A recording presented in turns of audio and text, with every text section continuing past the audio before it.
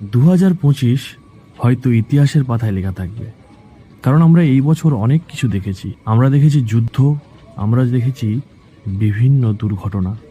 তারই মাঝে আমেদাবাদের ঘটনা এখনও আমাদের মনে একটা দাগ বেঁধে রয়েছে। ঠিক তেমনই ফেসবুকে একটি ভাইরাল ভিডিও, যেখানে রঘুনাথ মুখার্জি নামে এক ব্যক্তি তার ফ্লাইট এক্সপিরিয়েন্সের কথা বলেন। সেই ভিডিওতে দেখা যাচ্ছে ফ্লাইটে থাকা বিভিন্ন যাত্রীরা আতঙ্কিত, বাচ্চারা কান্নাকাটি করছে।